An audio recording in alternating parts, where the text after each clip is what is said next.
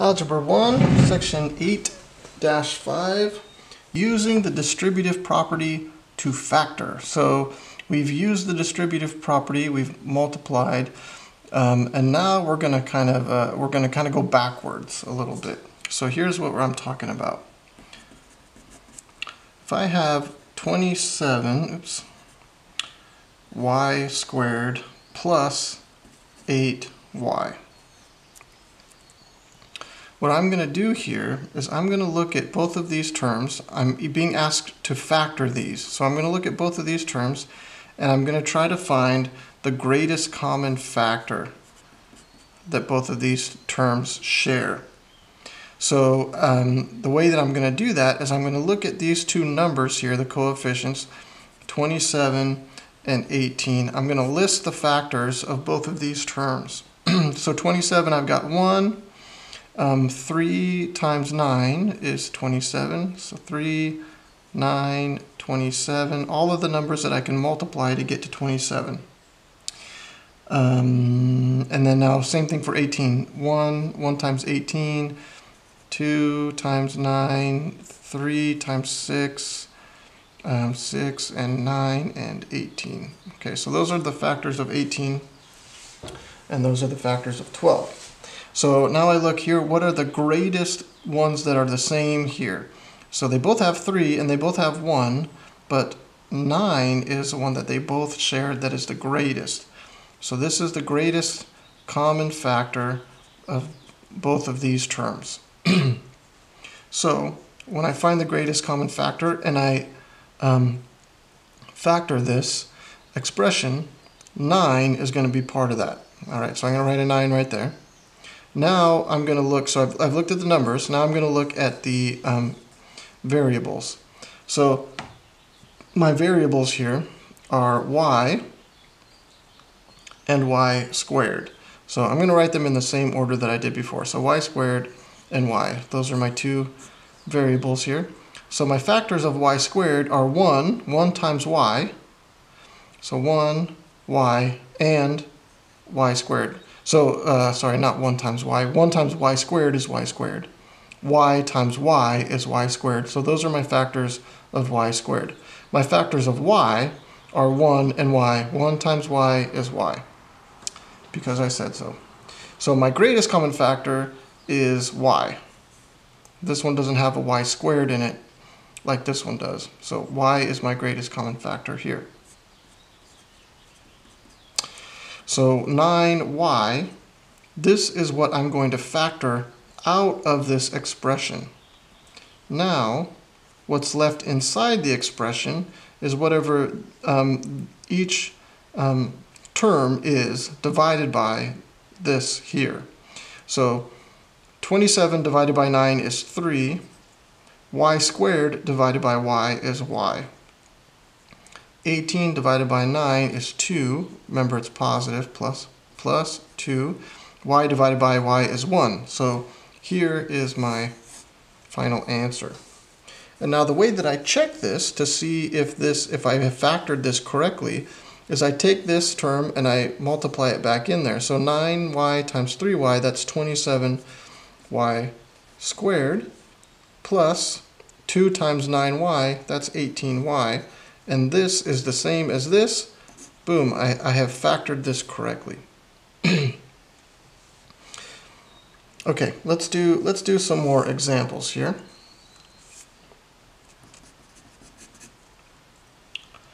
Now this one's going to be a little bit more complicated.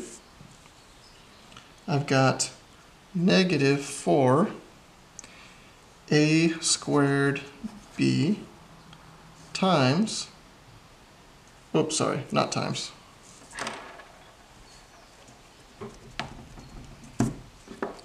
Negative 4a squared b minus 8ab squared plus 2ab. Okay. So I am going to look at each of these terms and I'm going to try to find my greatest common factor. So I can do this same thing that I did up here. Why not? Let's just do that. Okay, we've got 4, 8, and 2. So 4, 8, and 2. I can list all of those factors. But I know that since this is 2, 2 is 1 times 2. That's it. And so I know that that's going to be my greatest common factor out of all three of these, because it's the greatest one here. So my greatest common factor is going to be 2. Likewise, with this AB stuff, I've got AB here, then I've got AB squared, A squared B. I know that AB is my greatest common factor in this expression. So I'm going to have 2 and AB. 2AB, that's my greatest common factor of this expression. And so now I'm just going to write the rest of the expression after dividing this from every term. So negative 4a squared b divided by 2ab is negative 2.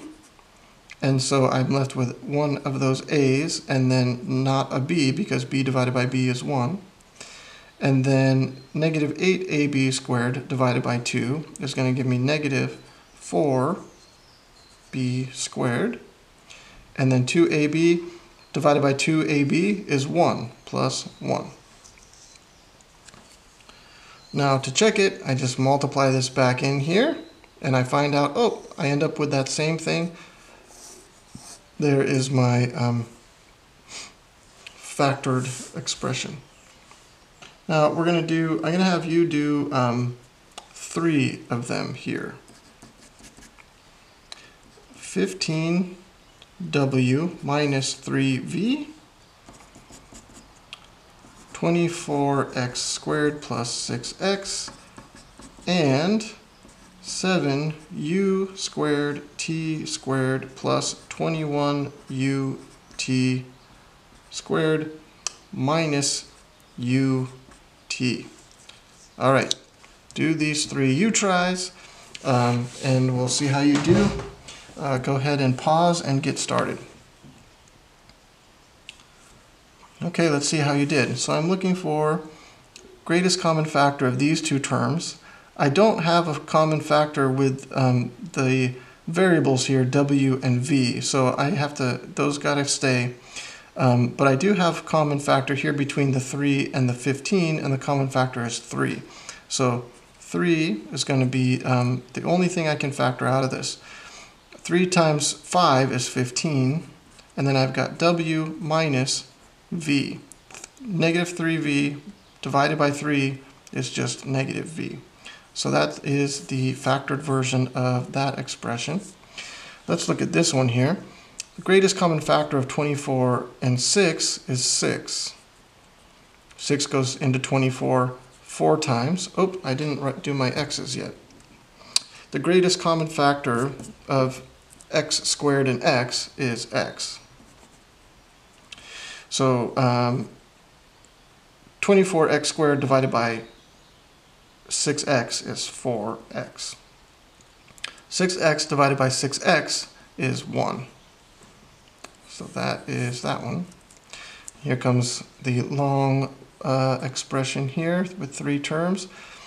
ut is the greatest common factor of all of these terms. And notice there's no number here, so I'm going to have to leave this 7 and this 21 inside the parentheses because it doesn't, there's no numbers here that I can factor out. So the greatest common factor is 1 ut. So I'm just going to take ut out.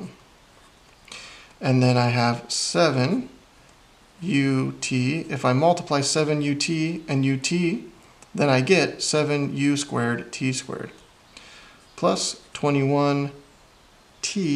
If I multiply 21t times ut, then I get 21ut squared minus 1. ut divided by ut is 1, or 1 times ut is ut. All right, there you have it. All right, let's keep moving here. So factor by grouping.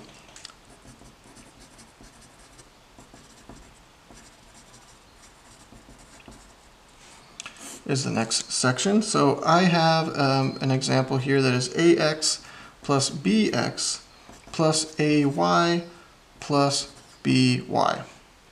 Okay, now these guys are already kind of grouped together here. Notice how these two terms both have x and these two terms both have y. You could reorganize it and show that these two terms have b and these two terms have a. Either way, you should be able to still do what we're about to do, but since it's already ready to go here with two x's here and two y's here, and notice AB and AB, there's a pattern here that's going to help us quite a bit. So I'm just going to draw some parentheses around this ax plus bx plus ay plus by. So I can draw parentheses all I want. If I'm adding, no big deal. I can group around however I feel like. Now, here in this parenthetical expression here, I can see I've got an x in both of these terms. So I'm going to factor out this x. So I've got x times a plus b. Plus, same thing here, but with y's. I've got two y's here. I've got a y in each term. So I'm going to factor out a y and do a plus b. Now notice how these two terms are the same. In order to factor by grouping, these two, not terms, sorry, but these two expressions, these two parenthetical statements, or I don't know exactly what the right term is, but here we are, they are the same. So now, this, remember, is something, looks a lot like our distributive property that we used before. So if I have x plus y times a plus b, I could rewrite this in this fashion, x times a plus b plus y times a plus b. So I think we did this in the last lesson or one before that. So this is kind of just the backward, just the reverse of the distributive property that way. And so this is my factored version of this expression. Let's see if we can do another one. We're going to factor, let's see, here we go. 5x plus 10x plus 3y plus 9y.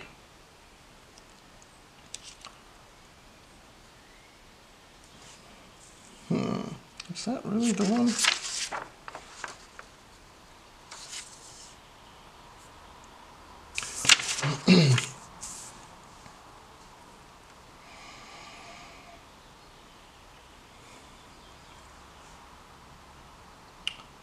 All right, so for this one, we're going to group, and so we can go 5x plus 10x plus 3y plus 9y. And so I've got my x's together and my y's together. And so if I factor this x out, then I have x times 5 plus 10 plus, and I'm going to factor this y out. Oh, I'm going to factor out a 5 too. So 5x, I think that's what they're getting at with this problem here. So if I factor out a 5x, then I have 1 plus 10 divided by 5x. 10x divided by 5x is 2. 1 plus 2. Plus, if I pull a 3 out and a y out of this one, 3y is 1 plus 3. Oh, no, it didn't do exactly what I thought it was going to do. But here we are, we factored these guys out. And so now I end up with, well, I can't do what I wanted to do, like this one up here, because this is not the same as this. So here I am, I'm kind of stuck.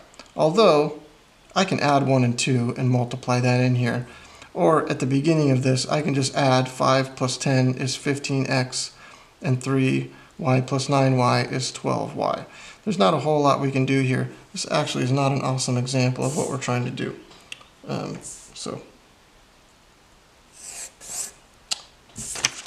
But it's a good way to just practice grouping. All right, let's do another example that's going to make a little bit more sense with what we're trying to do here. Let's do this example.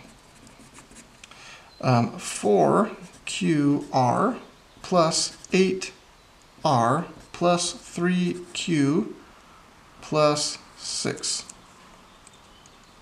Okay, now we want to group this in such a way that we'll be able to factor stuff out and end up with two binomials that are multiplied by one another. So notice these two terms each have an r in it. These two terms have a q in it. Let's see. This one's got a 6. So here's a 6. And so I need to decide how am I going to group these in a good way. Let's just group it in the way in the order that it currently is. So let's go ahead and group it this way: 4qr plus 8r plus 3q plus 6. Okay, let's see if we can factor this stuff out and see if this will work. So I've got an r in both of these terms and a 4 in both of these terms. If I find the greatest common factor of 4 and 8, 4 is my greatest common factor. So I'm going to have 4r. And so 4qr divided by 4r is going to just be q. And then 8r divided by 4r is just 2. So q plus 2 there. Plus, and then for these two terms, my greatest common factor is 3. I'm going to pull a 3 out, and I've got q plus 2. All right, I've got q plus 2 and q plus 2. So now I just rewrite it with this term and this term, 4r plus 3 times q plus 2. And there is my answer. Nice. All right, let's do one more of these. And then we need to look at another section here. One more of these. Rn plus 5n minus r minus 5. All right, I got to do some grouping here, but I have a problem here with this -1. So I need to pay attention to that.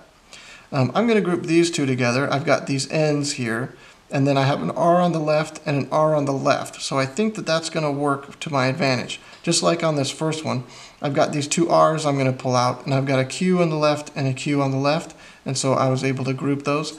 I'm going to do that same thing here. So I have rn plus 5n. Now I've got this minus here.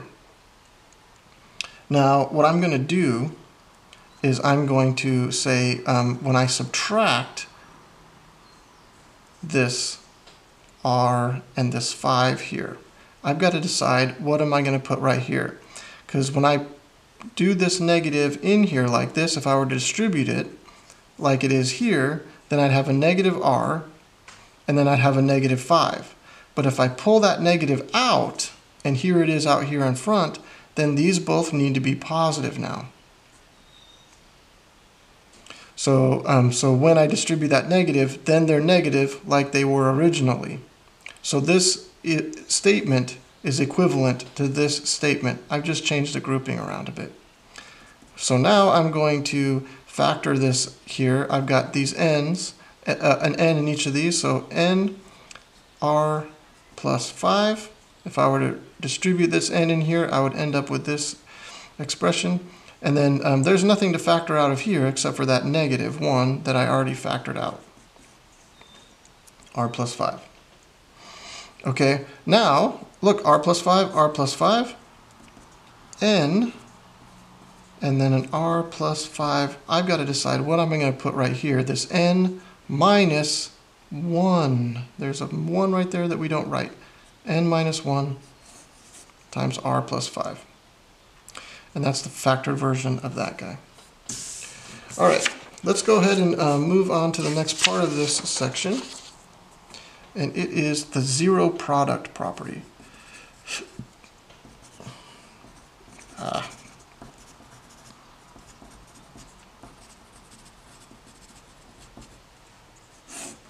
Zero product property. So we're going to start with this example. 2d plus 6 times 3d minus 15 equals 0. Okay, so here's what we do. If we come across a factored version of something like this, or we factor something and it looks like this, 1 expression times another expression. If this expression were equal to 0, and then I multiplied it by this expression, I would get 0. If this expression, whatever this d was, equaled 0, and I multiplied it by this expression, doesn't matter what d is over here, right? If I go 0 times this, I'm going to still get 0. So this is the zero product property. What we do here is, like, if this is term A, and this is term, or B, expression A and expression B, whatever, if either of these equals 0, then the whole thing is going to be 0. And so what we do here is I take this, I say 2d plus 6, I set it equal to 0, and then I take this expression and I set it equal to 0, and then I solve, so I subtract 6 from both sides, 2d equals negative 6, divide both sides by 2, d equals negative 3. All right, so there is what d equals, but let's go ahead and add 15 to both sides of these. 3d equals 15, divide by 3, d equals 5. Okay, so I've got d equals negative 3 and d equals 5. These are both my solutions. This is my solution. Now what we're doing here is we're finding out if we were on a graph. Now this is something that we're going to look at later, but I just want you to get a little peek at this. If I were to graph this equation here, if I was to graph this, it would look something like this. And it would cross the x-axis at negative 3 and at 5. Negative 3 and 5. Notice how the f of x, or the y value that would be over here, is 0. So what we're finding here is where the x would cross the where the graph would cross the x-axis. So we set it equal to 0, and we find those 2 points. And this is called the solution to this equation. It's also called the roots, also called the zeros. Anyway, we're going to look at that more later, but let's keep moving now. Let's solve this. Solve. I've got 3n times n plus 2 equals 0. Okay, so I've got the very similar situation than the one that I just looked at. I've got this term times this binomial. And so what I do is I say 3n equals 0, and I say n plus 2 equals 0. Okay, so I can divide both sides by 3 here, and 0 over 3 is 0. So n equals 0, and subtract 2 from both sides, n equals negative 2. Those are my solutions. Okay, let's do another one. 8b squared minus 40b equals 0. Okay, so now this one, I've got to factor it first, and then I'll do this, break it up, and set either thing open to equal to 0. So I'm going to find my greatest common factors with these two terms. Okay, so my greatest common factor with 8 and 40 is 8, right? 8 goes into 40. So I've got 8. And then with my variables here, b is my greatest common factor. And so 8b squared divided by 8b is just b. If I multiply these together, then I get that. Minus 40 divided by 8 is 5. And then b divided by b is 1. So I'm just going to leave that as b minus 5 equals 0. So now I just do what I did for this example right here. I say 8b equals 0 and b minus 5 equals 0. Divide both sides by 8, I get b equals 0. So add 5 to both sides, b equals positive 5. So those are my solutions for that one. Okay, let's see if I have a few more examples maybe to do.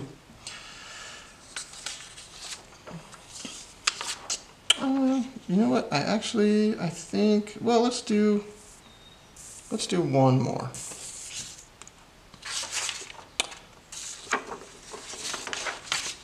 And let's do, well, actually, let's do 2 more. How about, okay, we're going to try to solve 4d minus 3 and d plus 6. That's not the one we did, right? Okay, we're going to do that one. And then equals 0. And then we are going to, yeah, we're going to do this one as well. 5y squared equals 6y. Okay, we're going to do both of these. What I'd like you to do is, so these are both, we're solving both of these. I'd like you to try both of these on your own. This one, there's going to be some factoring involved. This one, you just need to set it up and find out what d equals. So go ahead and try both of these, and we'll check them together. Okay, go. All right, let's see how you did. So I'm just going to say 4d minus 3 equals 0, and d plus 6 equals 0. Subtract 6 from both sides, d equals negative 6. Add 3 to both sides, 4d equals 3. Divide by 4, and d equals 3/4, and d equals negative 6. So those should be your solutions for that first example. Now for this one, I'm going to subtract 6y from each side. So I have 5y squared minus 6y equals 0. 6y minus 6y is 0. Now I'm going to factor out the y's. So I've got y times 5y minus 6 equals 0. If I distribute that y back in there, then I'll get this expression. Now I'm going to set each of these equal to 0. Y equals 0. Hey, look, y equals 0. Great. And 5y minus 6 equals 0. Add 6 to both sides. 5y equals 6. Divide both sides by 5. Y equals 6/5, and y equals 0. Not super, I mean, this is kind of ugly, but it's the right solution. And that is it for 8-5. Do a good job on your homework, people. All right.